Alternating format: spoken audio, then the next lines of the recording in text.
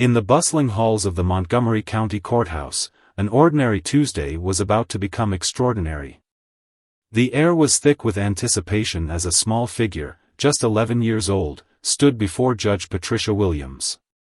His dark eyes sparkled with hope, though his hands fidgeted nervously with the hem of his carefully pressed blue shirt.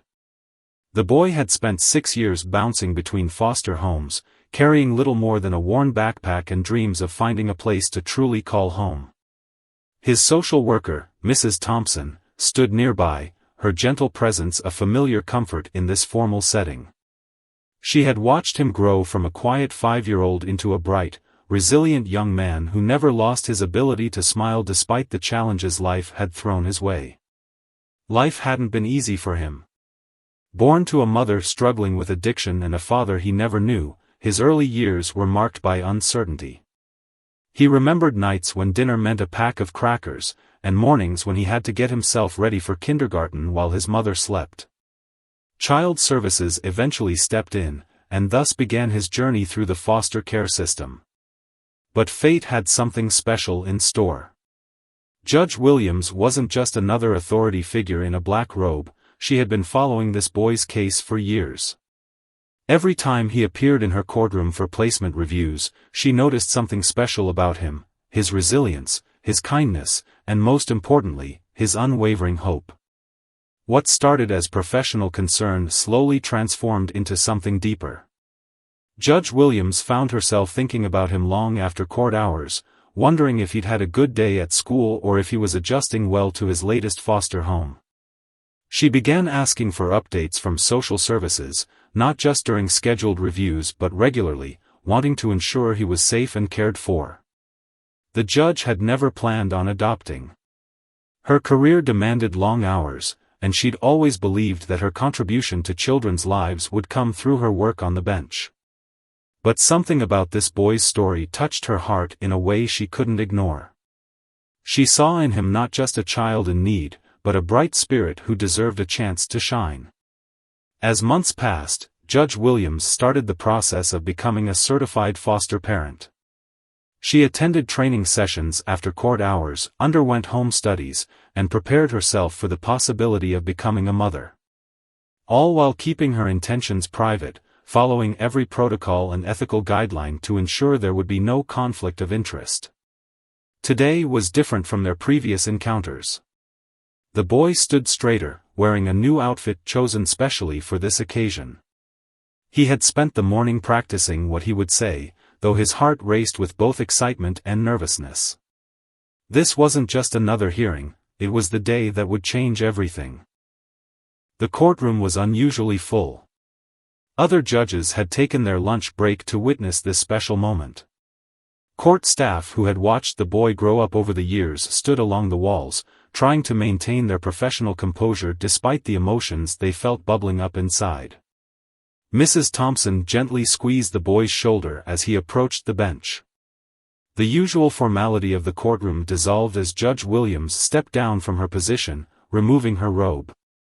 For this moment, she wasn't Judge Williams, she was simply Patricia, a woman about to become a mother. The boy looked up at her, his eyes filled with a mixture of hope and vulnerability. The words he had practiced seemed to stick in his throat. But then, in a moment of pure authenticity that touched everyone present, he spoke from his heart instead. His voice, clear and true, carried across the hushed courtroom, "You're my mom." Those 3 simple words held years of longing, months of growing trust, and the promise of a future filled with love. Judge Williams, known for her composure even in the most challenging cases, felt tears welling up in her eyes. The professional distance she had maintained all these years melted away as she opened her arms to embrace her son. This was just the beginning of their story, but it was a beginning that proved sometimes the most beautiful families are formed not by blood, but by love, choice, and the courage to open one's heart to new possibilities. The first few weeks in their new home were filled with both joy and adjustment.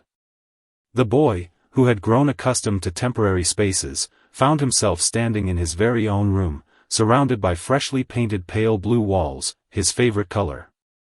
Judge Williams had let him choose everything, from the space-themed bedding to the desk where he would do his homework. Each morning brought new discoveries and small victories. The first time he opened his closet to find it full of clothes that were just his, not hand-me-downs or shared items, he stood there for several minutes, running his hands over the fabric in wonder. These simple things, which many took for granted, felt like precious gifts to him. Patricia, as she was known at home, was learning too. She discovered that her son loved scrambled eggs but only if they were extra fluffy, and that he had a special way of organizing his school supplies by color. She learned that sometimes he would wake up in the middle of the night, quietly checking to make sure he was still home, still safe. On those nights, she would make them both hot chocolate, and they would sit in the kitchen, talking about everything and nothing until his fears subsided. Their routine began taking shape naturally. Morning preparations became a choreographed dance of bathroom schedules, breakfast preparations, and backpack checks. Patricia had adjusted her court schedule to start later, ensuring she could drive him to school herself. These morning car rides became their special time, filled with conversations about upcoming tests, friendship dynamics, and his growing interest in science. But not everything was smooth sailing. There were moments of uncertainty and challenge that tested them both. One afternoon, the boy had a meltdown after receiving a B on his science project. Through his tears, the truth emerged: he was terrified that if he wasn't perfect, Patricia would send him away, just like others had before. The fear of abandonment, deeply rooted from his early years, couldn't be erased overnight. Patricia sat with him on the living room floor, still in her work clothes, and shared something she had never told anyone else. She too had feared not being enough, growing up as the only child of a single mother in a small town. She had pushed herself to be perfect, to prove her worth. But love, she told him, wiping his tears, real love isn't about being perfect. It's about being real, about trying your best, and knowing that someone will be there even when you make mistakes. Their breakthrough came during an unexpected moment. One Saturday morning, while making pancakes together, the boy accidentally dropped an entire carton of eggs. He froze, his body tensing as he waited for anger or punishment. Instead, Patricia burst out laughing, pointing out how the broken yolks made a shape that looked exactly like their neighbor's grumpy cat. After a moment of shock, he started laughing too. Soon they were both sitting on the egg-covered floor, laughing until their sides hurt. The incident became their inside joke, their secret symbol of unconditional love. Whenever one of them made a mistake, the other would simply say, "Remember the eggs," and they would share a knowing smile. It was their way of saying, "It's okay, we're in this together." Their home began to reflect their growing bond. The formerly pristine walls of Patricia's house now displayed artwork from school, family photos, and a height chart marking his growth. The refrigerator became a proud showcase of test papers, school announcements, and the occasional, just because, drawing he would make for his mom. The neighborhood watched with warmth as the distinguished judge transformed into a soccer mom, cheering from the sidelines at weekend games, her usual judicial composure replaced by enthusiastic shouts of encouragement. She learned to navigate the world of parent-teacher conferences, play dates, and the complex social dynamics of middle school. Their support system grew stronger too. Mrs. Thompson, the social worker, remained a constant presence in their lives, not just as a professional requirement but as a cherished friend. The courthouse staff who had witnessed their journey organized a surprise housewarming party, filling their home with laughter, gifts, and the promise of continued support. Even the boy's teachers noticed the change in him. The quiet, guarded child who had always held himself slightly apart began to bloom. He joined the science club, made close friends, and his natural leadership abilities emerged as he helped younger students with their studies. One evening, as they sat doing homework together at the kitchen table, Patricia reviewing case files while he worked on his math problems, he looked up suddenly and asked, "Mom, do you believe in destiny?" She paused, considering his question carefully. "I believe that love finds its way," she answered. "Sometimes through the most unexpected paths.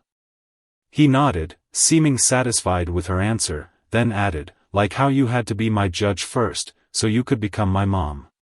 His simple observation brought tears to her eyes, reminding her how the most profound truths often come from the hearts of children. As their first month together drew to a close, Patricia realized that while she had entered this journey hoping to give a child a home, she had received something equally precious, the gift of becoming a mother. Their story was proof that family isn't always about where you start, but where love leads you.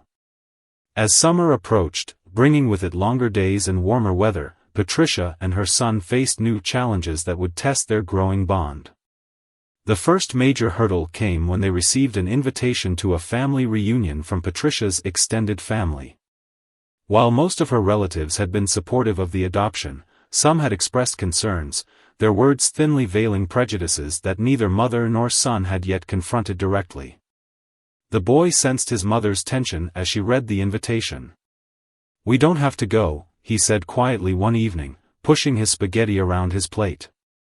But Patricia, who had spent her career fighting for justice, knew this was a moment that would define their family. "We'll go together," she declared, reaching across the table to squeeze his hand. Because that's what families do. The weeks leading up to the reunion were filled with preparation, not just for the travel but for the emotional journey ahead. They had honest conversations about race, identity, and belonging. Patricia shared stories from her own childhood, about standing up to prejudice in her small hometown, and how those experiences had shaped her career choice. Her son, in turn, opened up about his fears of not fitting in, not just with her family but in their predominantly white neighborhood. Their breakthrough came during an unexpected encounter at the local grocery store. An elderly woman had made a pointed comment about their family structure, loud enough for both to hear. Before Patricia could respond, her son stepped forward, looked the woman in the eye, and said with quiet dignity, "Love makes a family, ma'am. And we have plenty of that." The pride in Patricia's heart that day was immeasurable. The family reunion itself became a turning point. They arrived at the lakeside venue, where tables groaned under the weight of potluck dishes and children ran playing between the trees. Initial awkwardness gave way to genuine connections as the boy's natural charm and intelligence won over even the most hesitant relatives. His knowledge of baseball statistics impressed his uncles, while his gentle way with younger cousins endeared him to the aunts. The defining moment came during the family talent show, a long-standing tradition. The boy, who had been practicing in secret, performed a spoken-word piece he had written about finding his forever home. There wasn't a dry eye in the gathering as he described how a judge's gavel had become the sound of hope, and how love had built a bridge across every difference. By the end of the weekend, those who had harbored doubts were asking when they would visit again. Back home, their bond continued to strengthen through life's daily challenges. When the boy struggled with a school bully who made comments about his family, Patricia taught him about dignity and self-worth rather than retaliation. Together, they met with the school principal, and the boy's articulate explanation of how the bullying affected him led to positive changes in the school's diversity education program. Their home became a haven for other children in the neighborhood. Patricia noticed how her son took special care to include those who seemed lonely or left out, just as he had once been.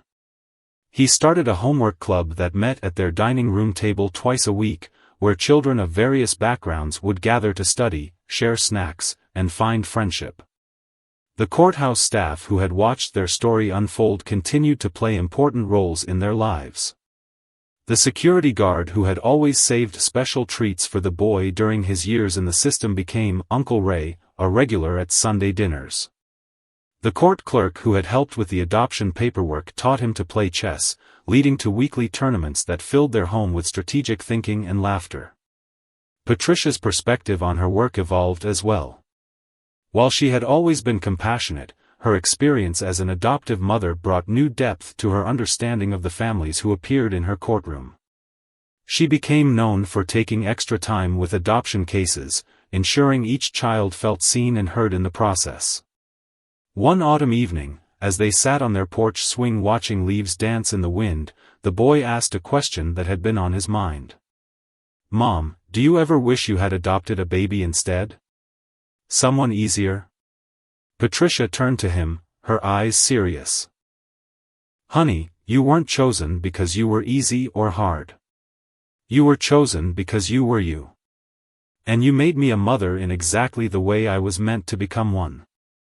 Their story began inspiring others. Other judges across the state started looking more closely at the children who passed through their courtrooms, seeing potential families where before they had only seen cases.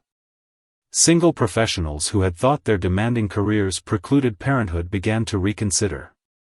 The local news ran a feature about their family, focusing on how love can bridge any gap and create miracles in unexpected places.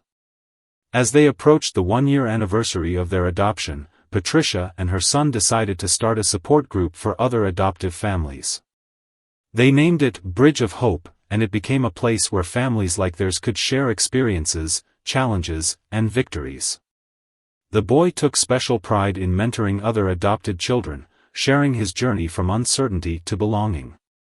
Their story proved that family isn't about matching appearances or perfect circumstances. It's about hearts that recognize each other, about love that's strong enough to overcome every obstacle, and about the courage to believe in happy endings even when the path seems uncertain. In their case, it was about a judge who saw beyond her bench and a boy who dared to dream of calling her Mom. Winter brought with it not just snow and holiday celebrations, but a new chapter in their evolving story. The local community college had invited Patricia to give a speech about adoption and family diversity. To her surprise, her son asked if he could join her on stage. What followed would touch hearts across their state and beyond. The auditorium was packed that evening, filled with students, social workers, and families from all walks of life. Patricia began with her usual professional composure, discussing the legal aspects of adoption and the need for reform in the foster care system. Then, she paused and looked at her son, giving him the floor. He stood up, his voice initially quiet but growing stronger with each word. He spoke about his years in the system, not with bitterness, but with hope. He described the moment he realized the judge who had overseen his case for years would become his mother, not as a fairy tale, but as a story of two hearts finding their way home to each other. "Sometimes," he said, looking out at the audience, "your real family is waiting in the most unexpected place." Mine was sitting behind a big desk, wearing a black robe. But underneath that robe was the biggest heart I've ever known. The standing ovation lasted for several minutes, but what mattered most to him was the proud tears in his mother's eyes. Their speech sparked something in their community. Local news stations picked up the story, and soon they were receiving letters from across the country. Some were from judges inspired to consider adoption themselves, others from foster children who found hope in their story, and many from families who had been touched by adoption in their own ways. The boys' school principal approached them about starting a mentorship program. Soon, their living room became a gathering place for foster children and adopted kids from nearby schools. Every Thursday afternoon, the house filled with the sound of homework discussions, shared stories, and most importantly, laughter. Patricia would order pizzas, and the children would talk about their dreams, fears, and hopes while her son led conversations with a wisdom beyond his years. One particular Thursday stood out. A new girl had joined the group, her defensive posture and guarded expressions all too familiar to both mother and son. During the session, she barely spoke, but as she was leaving, the boy handed her his favorite comic book. "Sometimes," he told her, "you need to borrow someone else's hope until you find your own." 2 weeks later, she returned the comic with a smile and began actively participating in the group. Their influence spread to the courthouse as well. Patricia worked with other judges to create a more child-friendly waiting area, complete with books, games, and comfortable seating. Her son helped choose the books, making sure to include stories about all kinds of families. They installed a hope wall where children could pin their artwork and dreams for the future. The most unexpected change came in how their presence affected the adoption proceedings themselves. Patricia's colleagues, inspired by her example, began taking more time to know the children in their cases. The formal proceedings began to include moments where children could share their feelings and hopes. The courthouse, once an intimidating place for many children, slowly transformed into a place where new families were celebrated. Spring brought an invitation to speak at a national conference on adoption and foster care. This time, they prepared their presentation together, sitting at their kitchen table surrounded by notes and photos. The boy insisted on including pictures of their early days together, even the messy ones, like their infamous egg-dropping incident, because, as he said, real families aren't perfect, they're real. During their preparation, they discovered a box of his old belongings from his foster care days. Among faded school papers and outgrown clothes, they found a diary he had kept. With his permission, Patricia read entries that broke her heart, dreams of a forever family, fears of being forgotten, and finally, the growing hope as he realized the judge who had always been kind to him might become more than just a judge. At the conference, they shared these diary entries, weaving them into their presentation about the transformation of their lives. The boy spoke about how stability had changed him, how having a permanent home had given him the courage to dream bigger, to try harder in school, to believe in himself. Patricia shared how becoming a mother had made her a better judge, more attuned to the emotional needs of the families in her courtroom. Their presentation ended with a surprise. A video compilation of messages from the children in their Thursday mentorship group, each sharing how the mother-son duo had impacted their lives. The final message came from the once silent girl, who looked directly into the camera and said, "They showed me that hope isn't just a word in a story. It's real, and it has a home." The impact of their conference appearance rippled through the adoption community. Social workers began incorporating some of their ideas about making the process more child-centered. Other jurisdictions started similar mentorship programs. Patricia was asked to consult on updating adoption procedures in several states, while her son's story inspired a series of children's books about different paths to family. But perhaps the most meaningful moment came quietly, on a regular Tuesday evening. As they sat doing their usual routine, Patricia reviewing cases while her son did homework, he suddenly asked, "Mom, do you think we could help other judges and kids find each other? Like we did?" Patricia looked up from her papers, seeing not just her son, but a young advocate who had found his calling. That evening marked the beginning of their next chapter. Together, they started drafting ideas for a program that would help connect children in the system with potential adoptive parents in the legal profession. They called it Hearts from the Bench, and it would soon become their way of helping other families find the same joy they had discovered in each other. Summer arrived with an unexpected invitation that would take their story to new heights. A major children's rights organization had chosen them as keynote speakers for their annual gala in Washington, D.C. As they packed their suitcases, the boy couldn't help but remember how different his life had been just 2 years ago, when all his belongings fit into a single backpack. The night before their flight, they sat on their back porch, watching fireflies dance in the gathering dusk. "Are you nervous?" Patricia asked, noticing her son's quiet demeanor. He nodded, then surprised her with his response. "Not about speaking," he said, "but about all the kids out there who might be watching. I want to give them the right kind of hope." His words reminded her once again of the remarkable young man he was becoming. Their hotel room in D.C. offered a view of the Capitol building, its dome glowing in the evening light.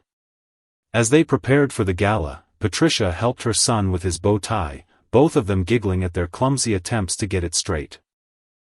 These small, ordinary moments had become the foundation of their extraordinary journey. The ballroom was filled with politicians, activists, and celebrities, all gathered to support children's rights. But when mother and son took the stage, the elegant crowd fell silent. They began their speech differently this time, together, alternating their voices to tell their story. The boy spoke about his first day in court, terrified and alone, not knowing that the judge who scared him then would become the mother who comforted him now. Patricia shared how watching him grow had changed her perspective on justice. Sometimes, she said, her voice carrying across the hushed room, the law needs to be tempered with love. Every child in the system isn't just a case number, they're a story waiting to be told, a heart waiting to find its home. Their speech ended with an announcement that brought the audience to their feet.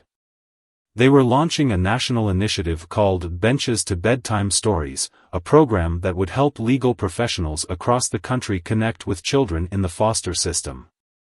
The program would include mentorship opportunities, support groups, and resources for both potential adoptive parents and children waiting for homes. The response was overwhelming. By midnight, their phones were buzzing with messages from judges, lawyers, and social workers across the country, all wanting to get involved. A well-known philanthropist pledged significant funding to help expand the program nationwide. But what touched them most was a note passed to them by a waitress at their hotel the next morning. She had been a foster child herself, and their story had given her the courage to begin her own adoption journey. Back home, their daily life continued to be a testament to the power of love and persistence. The boy's grades had improved dramatically, and he had been elected class president. His campaign speech, about how everyone deserves a chance to belong, had resonated with his classmates in unexpected ways. The school began noticing a change in how students treated each other, with more awareness and kindness toward those who were different. Patricia's courtroom had evolved as well. She had installed a small bookshelf filled with stories about different kinds of families, and children waiting for their cases to be heard could often be found lost in these books. She started a tradition of giving each adopted child a journal, remembering how her son's diary had helped him process his journey. Their Thursday mentorship group had grown so large they had to move it to the community center. The program now included art therapy, homework help, and guest speakers, many of whom were former foster children who had found their forever homes. The once quiet girl who had borrowed hope through a comic book was now one of their most active volunteers, helping newer children find their voice. One particular success story stood out. A teenage boy, angry and withdrawn, had joined their group after spending 8 years in the system. Over months of patient mentoring, he began to open up. Patricia's son spent extra time with him, sharing his own experiences and fears. When the teen was finally adopted by a local teacher, he asked them both to be present at his adoption ceremony. "You showed me that my past doesn't have to define my future," he told them afterward. Their influence began reaching beyond adoption. Local schools started inviting them to speak about family diversity and acceptance. Patricia's son developed a presentation specifically for younger children, using storytelling and interactive activities to help them understand that families come in all forms. His natural ability to connect with children made these sessions particularly effective. The media attention continued to grow, but they remained grounded in their purpose. When a major magazine wanted to do a glossy feature on them, they agreed only if the article would focus on the needs of children still waiting for homes. The resulting piece, titled "Hope Wears a Judge's Robe," became a powerful call to action for professionals considering adoption. One evening, as they prepared dinner together, Patricia chopping vegetables while her son stirred the pasta sauce, he had become quite the cook, they received news that would take their mission to the next level. The governor wanted to create a task force on adoption reform and wanted both of them to serve as advisors. The boy looked at his mother with excitement, then hesitation. "Can kids even do that?" he asked. Patricia smiled. "Honey, you've been changing the system since the day you walked into my courtroom." The task force would mean more responsibilities, more travel, more challenges. But as they discussed it over dinner, they realized it was just another step in their journey together. "Remember when I used to be scared to ask for seconds at dinner?" the boy reflected, reaching for more pasta. "Now we're going to help make rules about adoption." Patricia watched him with pride, remembering the shy child who had stood before her bench 2 years ago. That night, as she tucked him into bed, a ritual he claimed he was getting too old for but secretly still loved, he asked her a question that touched her heart. "Mom, do you think we're making a difference?" She sat on the edge of his bed, thinking about all the lives they had touched, all the changes they had sparked. "We're showing people that love doesn't have to match to matter," she replied. "And that's making all the difference in the world." As autumn painted the trees in brilliant colors, their story took an unexpected turn that would open new doors for countless others. The governor's task force had led to groundbreaking legislation, dubbed the Family Bridges Act, aimed at streamlining the adoption process while ensuring better support for both children and adoptive families. But it was what happened behind the scenes that truly showed how far they had come. During one of the legislative sessions, Patricia's son had been quietly doing his homework in the back of the room when a heated debate broke out about the costs of implementing new support programs. Without warning, he stood up and walked to the podium, politely asking if he could speak. The room fell silent as this young boy, now 13, addressed the state legislators. "I know you're talking about money," he began, his voice steadied despite his nerves, "but I want to tell you about a different kind of cost. It's the cost of feeling temporary, of wondering if every home is just another stopping place, of carrying your life in a backpack because you're afraid to unpack." By the time he finished speaking, several legislators were wiping away tears, and the funding debate was effectively over. Their home life had evolved as well. The walls that had once displayed only his school achievements now showcased photographs from their speaking engagements, awards from advocacy organizations, and artwork created by children from their mentorship program. But among these impressive displays, his favorite remained a simple drawing he had made during their first week together, a picture of a judge's gavel next to a heart. Patricia had begun training other judges in what they now called compassionate court proceedings, teaching them how to make the legal process more welcoming for children. She shared small but significant changes she had implemented, like allowing children to sit in the judge's chair before proceedings to feel less intimidated, or keeping stuffed animals in her chambers for younger children. Their Thursday mentorship group had become a model program, with social workers from across the country visiting to learn their approach. The boy had developed a special talent for connecting with the most withdrawn children, often sitting quietly with them until they felt ready to talk. Sometimes, he would tell his mother, they just need to know someone understands the silence. One particularly meaningful project emerged from an ordinary homework assignment. The boy's English teacher had asked the class to write about a problem they wanted to solve. He wrote about the lack of books that reflected families like his, families created through love rather than birth. This essay sparked an idea that would become their next big initiative. Together with a local publisher, they began creating a series of children's books called Hearts Find Home. Each book told a different adoption story, featuring diverse families and real experiences. The first book in the series, The Judge's Heart, was based on their own story. The boy insisted on including both the challenging moments and the joyful ones, believing that honest stories helped more than perfect ones.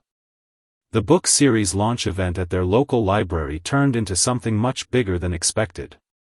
Families came from neighboring states, many bringing their own adopted children. As Patricia watched her son reading their story to a group of wide-eyed children, she remembered his first day in her courtroom, how he had barely been able to look up from the floor. Now he was helping others find their voice. Their influence began reaching international audiences. A documentary filmmaker approached them about sharing their story, but with a unique twist. They wanted to focus on the ripple effects of their journey, following the stories of families who had been inspired by them to adopt. The filming process revealed just how far their impact had spread. They met a judge in California who had adopted siblings after hearing them speak at the national conference. They connected with a corporate lawyer in Chicago who had started a weekend mentoring program similar to theirs. A family court in London had implemented their child-friendly courtroom practices. Their story had become a catalyst for change far beyond what they had imagined. The boy's academic interests began to reflect his life's mission. His science fair project explored the psychological benefits of stable family environments, winning first place and the attention of child development researchers at a nearby university. He was invited to participate in a youth advisory board for a national adoption advocacy organization, becoming their youngest member ever. Patricia found herself evolving as well. She began working with law schools to develop courses on family court sensitivity and child-centered judicial practices. Her courtroom became a training ground for new judges, showing them how to balance legal requirements with emotional intelligence when handling adoption cases. One day, while sorting through old case files, Patricia found the first report she had written about the boy, back when he was just another case number in her courtroom. Reading it now, she was struck by how formal and distant the language seemed. That evening, she showed it to him over dinner.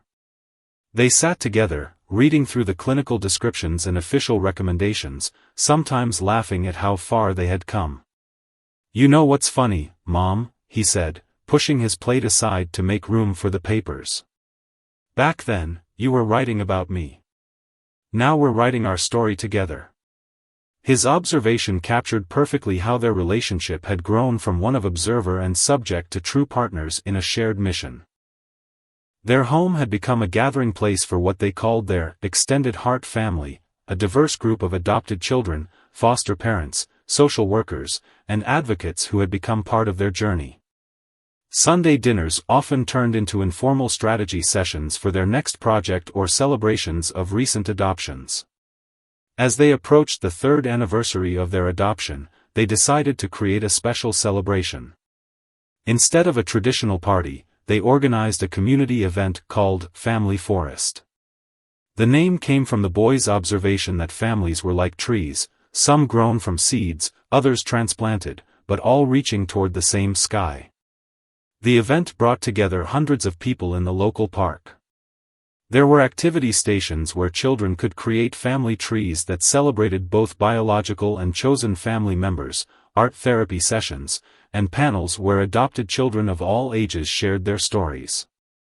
Food trucks donated meals, and local businesses set up booths offering resources for foster and adoptive families. But the most powerful moment came during the candlelight ceremony at dusk. Standing together on the small stage, mother and son looked out at the sea of faces illuminated by candlelight. Each flame represented a life touched by adoption, a heart that had found its home, a family created by choice rather than chance. As they held their own candles, the boy turned to his mother and whispered, "Remember when you used to be just, Your Honor, to me?" Patricia smiled, remembering how formal and uncertain those early days had been. "And look at us now," she replied, squeezing his hand. Their candles joined hundreds of others, proving that sometimes the most powerful changes start with a single spark of hope. As winter snow blanketed their city once again, Patricia and her son found themselves back in the courthouse where their story began. But this time, they weren't there for a hearing or a speech.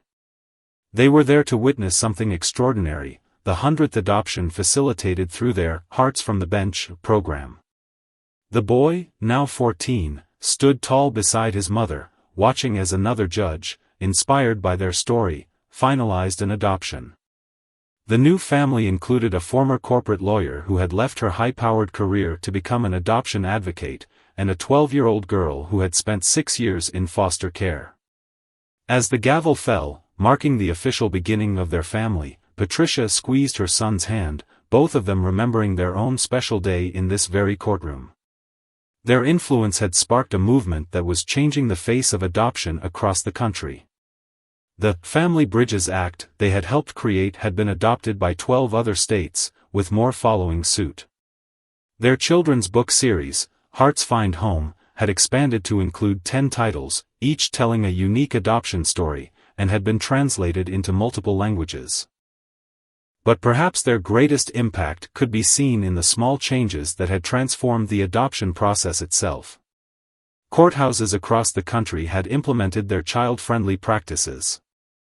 Judges' chambers now commonly featured comfort corners for nervous children. Social workers used their relationship as a model for successful adoptions, showing how patience, understanding, and genuine connection could bridge any gap. Their Thursday mentorship group had evolved into a national network called Bridge Builders, with chapters in every state. The program paired adopted children with those still in the system, creating connections that helped ease the transition from foster care to permanent homes.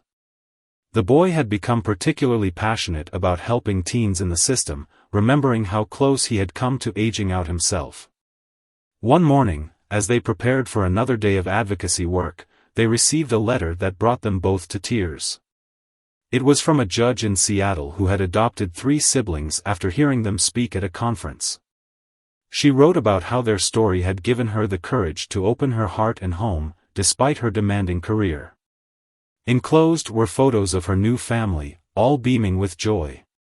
Their home had become a living testament to their journey. The wall they called their Hope Gallery displayed hundreds of photos of families created through their program, each one a reminder of the ripple effects of their story. But among these celebrations of success, they kept reminders of the work still to be done, statistics about children waiting for homes, letters from those still in the system, dreams yet to be fulfilled. Patricia's role in the courtroom had evolved as well. While she still presided over cases, she had become known as a pioneer in what she called compassionate justice. Law schools invited her to teach about the intersection of legal procedure and human connection. Her approaches to making the courtroom more welcoming for children had been incorporated into judicial training programs nationwide. The boy's academic achievements continued to impress, but it was his emotional intelligence that truly set him apart. He had started a peer support group at his school specifically for adopted and foster children, creating a safe space for them to share their experiences. His teachers noted how other students naturally looked to him for leadership, drawn to his combination of wisdom and kindness. One evening, as they sat in their favorite spot on the porch swing, the boy shared something that made Patricia's heart swell with pride.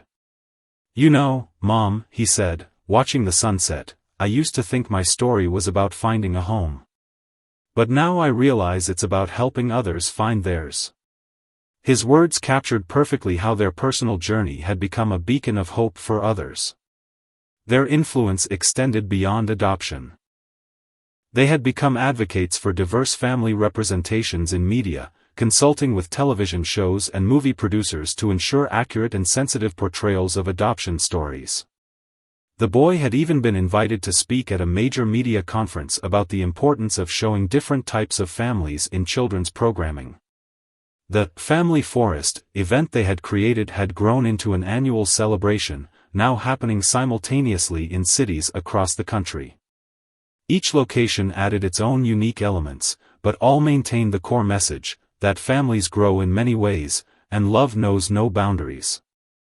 The candlelight ceremony they had started had become a powerful tradition, with thousands of flames now lighting up the night sky in unity. As their 4th year together approached, they decided to mark it by launching their most ambitious project yet, the Home Heart Institute, a think tank dedicated to improving adoption and foster care policies.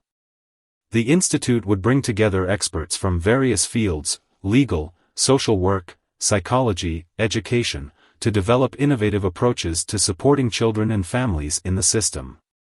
The boy took a special interest in the Institute's Youth Advisory Board, helping to ensure that the voices of children in the system were heard and respected. "Everyone talks about what's best for the kids," he would say in meetings, "but sometimes they forget to ask the kids what they think is best."